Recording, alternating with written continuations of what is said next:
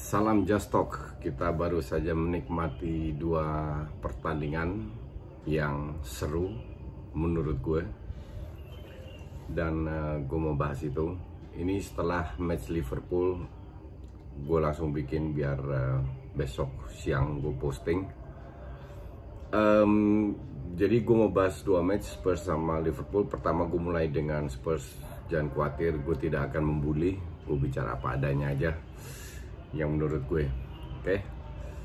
Kalau kita lihat apakah Spurs layak menang kemarin, dari sisi pemain, dari sisi peluang, nggak, sama sekali nggak layak menang.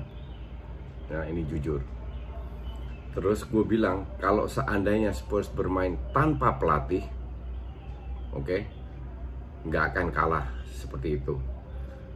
Jadi gini, asumsi nggak ada pelatih, semua pemain Spurs kumpul. Oke, siapa di depan?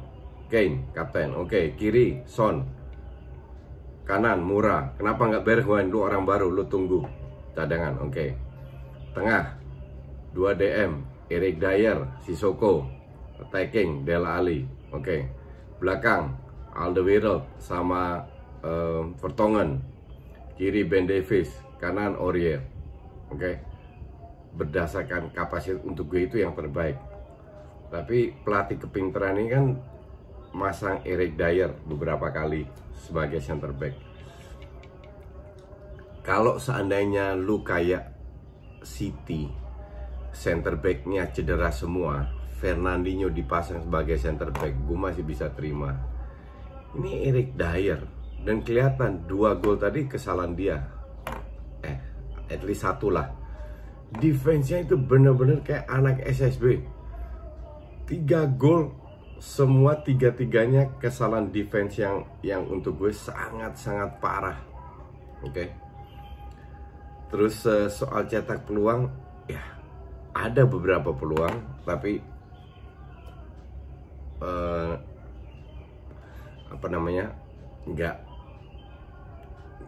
nggak efektif atau kurang bagus. Kalau lihat shots, Spurs 9 shots, mereka 7. On target mereka 5, 3 gol. Spurs hanya 2 on target.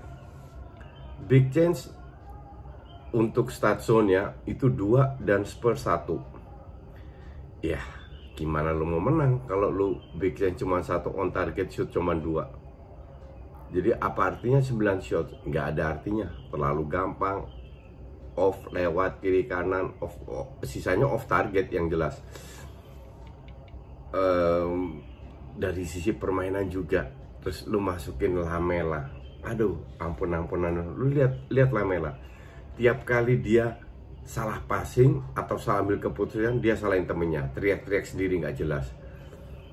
Ini orang nggak punya visi. Udah berkali-kali gue bilang, ada satu main dia dribbling dari tengah, bukannya passing, dribbling terus sampai mentok, sampai bola hilang. Gue nggak kasih lu stats ya, tapi gue liatin apakah Sheffield bagus mainnya? Enggak juga. Mereka lebih direct. Oke. Banyak, mungkin lebih dari setengah passing dari tengah itu gagal. Passing dari kiri banyak sekali yang gagal. Tapi bisa cetak gol murni karena defense-nya itu ampunan dah. Spurs menguasai area luar kotak penalti, and passingnya juga 80% salah. Jadi untuk gue sih mereka nggak layak menang. Nah, kalau gue jadi Levy mah udahlah, mending pemain aja ngelatih main seperti di bawah Pochettino. Mau dipecat, dia cuma bisa ngandelin sejarah doang. Malas gue bahas terlalu lama, nggak penting. Oke. Sekarang City Liverpool itu dari menit awal sampai menit akhir itu benar-benar pertarungan antara dua taktik yang berbeda. Benar-benar lu bikin setengah kesalahan, lu distrap. Dua-dua ngepres dengan cara yang berbeda. Di awal-awal sangat imbang, bahkan peluang bahaya lebih banyak Liverpool kalau nggak salah. Ya mungkin 10 menit, 15 menit. Habis itu diambil alih sama City. Ya terjadilah 4 gol, dan itu harusnya 5.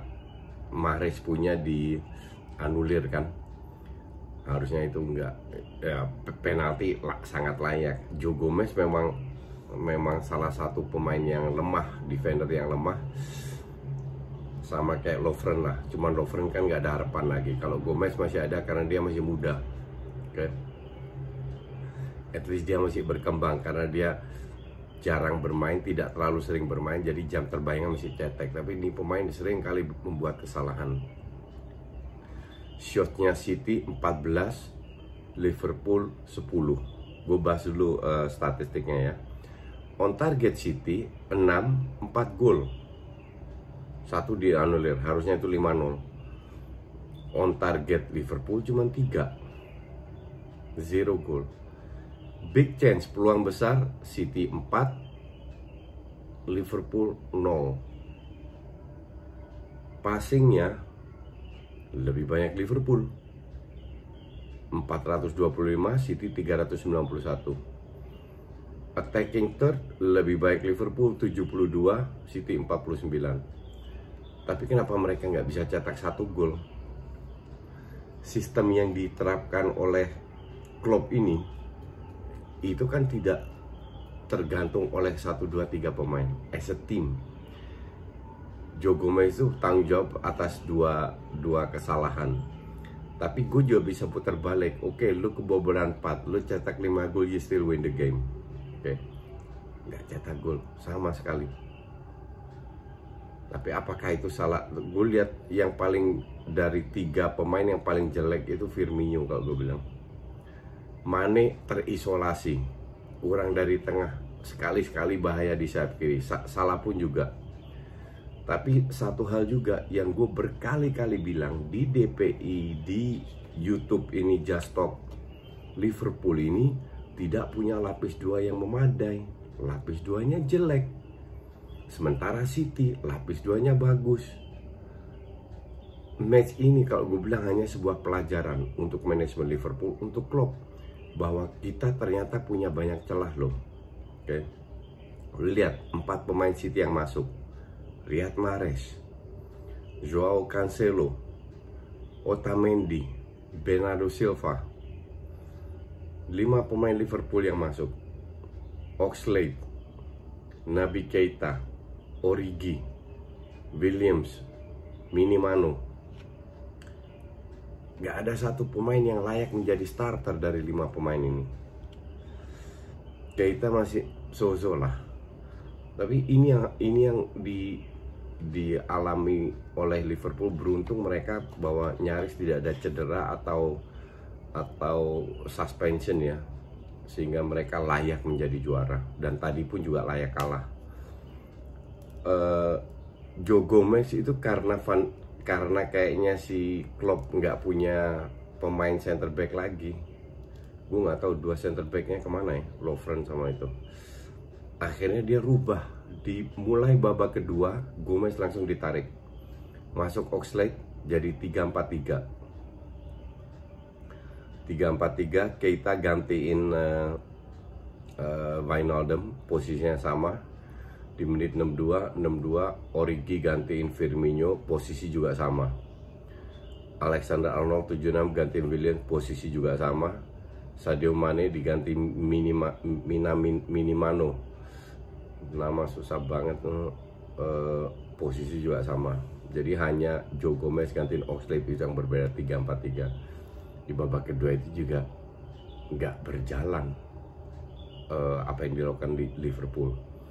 Sebenarnya mereka memiliki di babak pertama terutama memiliki beberapa peluang, dan City juga membuktikan bahwa mereka bisa counter.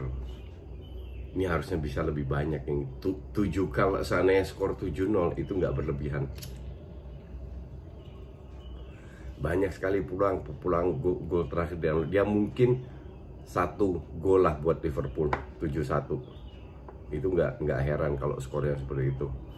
Liverpool benar-benar diobok-obok, bukan dari sisi permainan ya, karena mereka juga menyerang, memegang bola, mereka nggak bertahan sama sekali.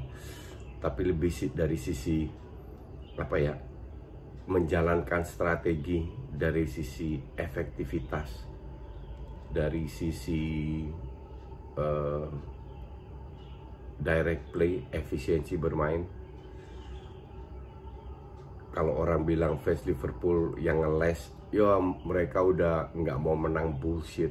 Liverpool pengen banget memenangkan match ini, dan memang kalah kelas, kalah eksekusi.